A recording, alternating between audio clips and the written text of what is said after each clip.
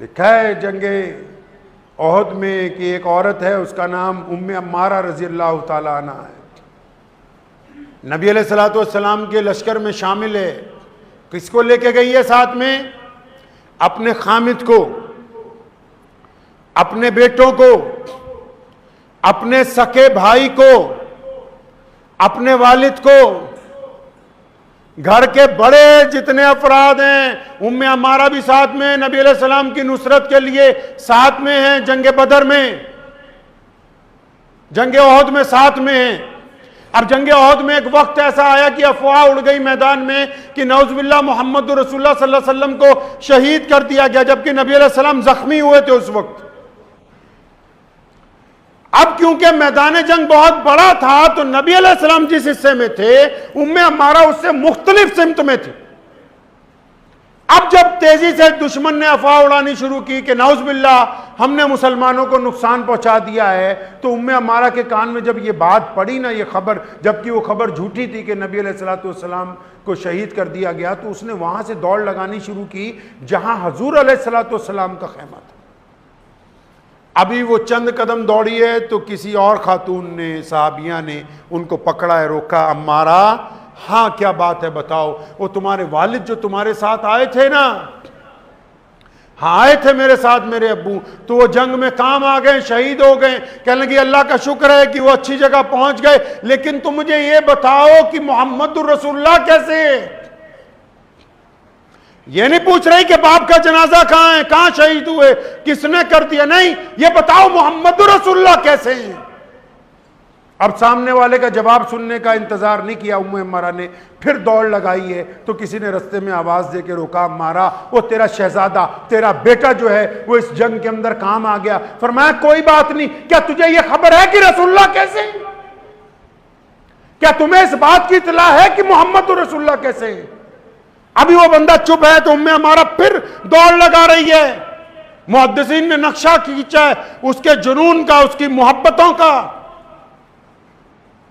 इसी तरह नहीं ये दीन हम तक पहुंचा। जब वो चंद कदम और चली, किसी ने आवाज मारी, अम्मारा तेरा खामिद अल्लाह के रास्ते में शहीद हो गया। फरमाया क्या तू ये जानता है कि मोहम्मदुर रसूलुल्लाह इस वक्त किस हालत में है? कहता नहीं। फिर वहां से आगे चल पड़ी। एक औरत जिसके लिए बाप सारी मोहब्बतों का महवर होता है, एक औरत जिसके लिए बेटा अपनी जिंदगी का मकसद होता है, एक औरत जिसके लिए शौहर अपनी जान से ज्यादा अजीज होता है, वो उनकी शहादतों की बात सुनती है लेकिन उनके ऊपर मोहम्मदुर रसूलुल्लाह को तरजीह देती है। और चंद कदम आगे चली, किसी ने कहा अम्मारा तेरा भाई अल्लाह के रास्ते में शहीद हुआ। फरमाया तुम ये क्यों नहीं बताते कि मोहम्मदुर रसूलुल्लाह कैसे? जब उस मुकाम पर पहुंची, लोगों ने कहा रसूलुल्लाह ठीक है। फरमाया ऐसे नहीं, जब तक मैं मोहम्मदुर रसूलुल्लाह सल्लल्लाहु अलैहि वसल्लम को देख ना लूं। आप अलैहिस्सलाम का नूरानी चेहरा देखा तो अम्मारा ने कहा या रसूलुल्लाह, आपके चेहरे पर, आपकी जात पर, आपकी रिसालत पर, आपकी नबूवत पर, आपकी क़ियादत पर, आपकी इमामत पर बाप, भाई, बेटे, खामिद सारे के सारे निसार हैं। अम्मारा खुद भी निसार हो जाए, बस अल्लाह आपको सलामत रखे, हमें इसके अलावा और कुछ नहीं। नारे तकबीर, नारे तकबीर। अस्मा बिन्ते अबू बकर रज़ी अल्लाह तआला अन्हु को पकड़ लिया अबू जहल ने। जिस दिन नबी अलैहिस्सलाम गार की तरफ गए हैं, हजरत अबू बकर सिद्दीक के साथ निकल पड़े। अबू जहल को पता लग गया कि अस्मा जाती है खाना लेके, लेकिन ये नहीं पता नबी अलैहिस्सलाम कहाँ है। अबू जहल नुकसान पहुंचाना चाहता है, अस्मा को मारा, इतना मारा कि कान फट गया, जिस्म के मुताद्दिद हिस्सों से खून रिसने लगा। अस्मा को अबू जहल पूछता है बता मोहम्मदुर रसूलुल्लाह कहाँ है? अबू बकर तेरे वालिद उनको कहाँ लेके गए हैं?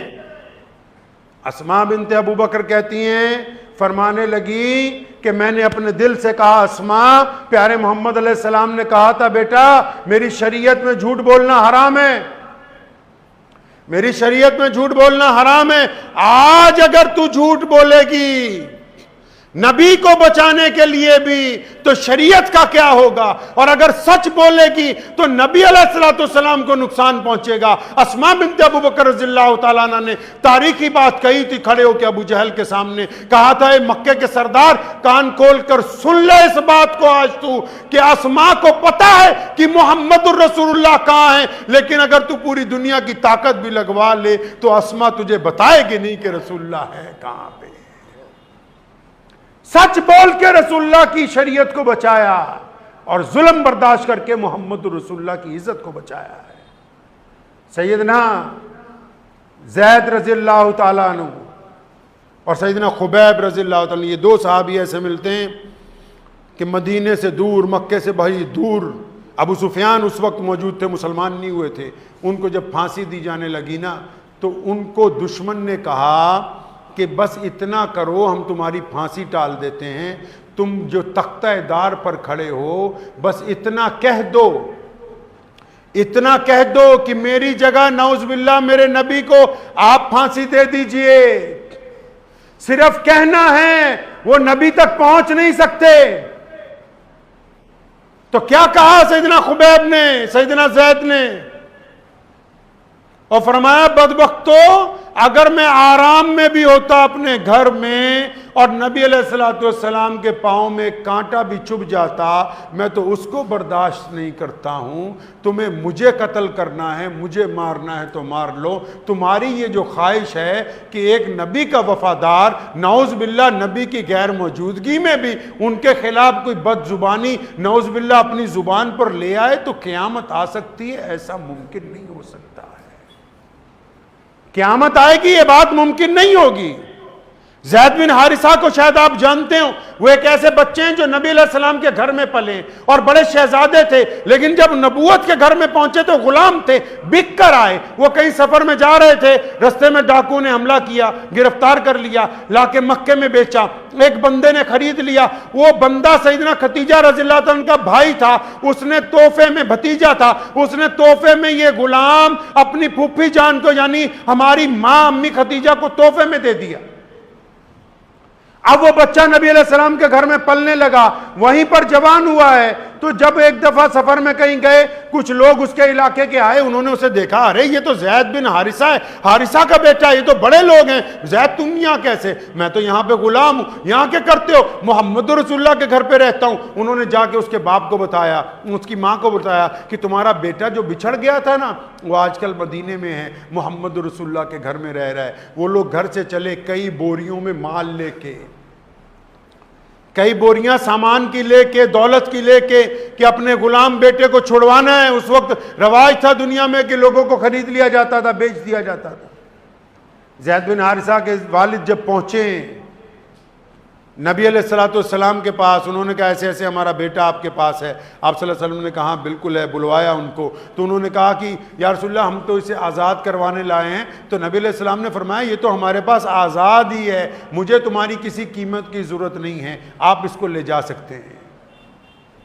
अब ज़ैद बिन हारिसा को उनके भाई ने कहा, अम्मी बहुत रोती है। वालिद से जब वो मिले थे, धाड़े मार मार के रोने लगे थे। वहीं कई साल बाद मुलाकात हुई थी, चचा भी साथ में आए थे। अब उन्होंने जब सबसे मिल मिला लिया, जब बाप ने, चचा ने कहा हम तुझे लेने आए हैं, अब तुझे हमारे साथ वापस अपने गांव जाना है, अपने शहर में जाना है, तो ज़ैद बिन हारिसा तो अचानक पलट गए, मुकर गए, फरमाने लगे मैं मोहम्मद रसूलुल्लाह को छोड़ के जाने वाला नहीं हूं। बाप हैरान है कि एक बंदा गुलामी पर तरजीह दे रहा है, आजादी को, अपने आप को गुलाम बना के रखना चाहता है। तो उनके भाई ने, वालिद ने पूछा यहां ऐसा क्या है, यहां तो तू गुलाम है। फरमाया नहीं अब्बा जी, जो मोहम्मद रसूलुल्लाह के साथ रहते हैं वो रसूलुल्लाह के गुलाम हैं, दुनिया के मालिक हैं। वो जो रसूलुल्लाह के गुलाम हैं वो कायनात में मुअज़्ज़िज़ हैं। जिन्होंने रसूलुल्लाह की गुलामी को इख्तियार किया, अल्लाह ने उनको इज्जत अता फरमाई। उनके भाई और वालिद कहते हैं कि ये हुस्ने इखलाक जब हमने अपने बेटे से सुना कि ये रसूलुल्लाह के घर में रह के अपने आप को माँ बाप के घर में रहने से ज्यादा तरजीह देता है, तो हम मजबूर हो गए कि हम कलमा ला इलाहा इल्लल्लाह मुहम्मदुर रसूलुल्लाह पढ़ के हम भी मुसलमान हो जाने चाहिए।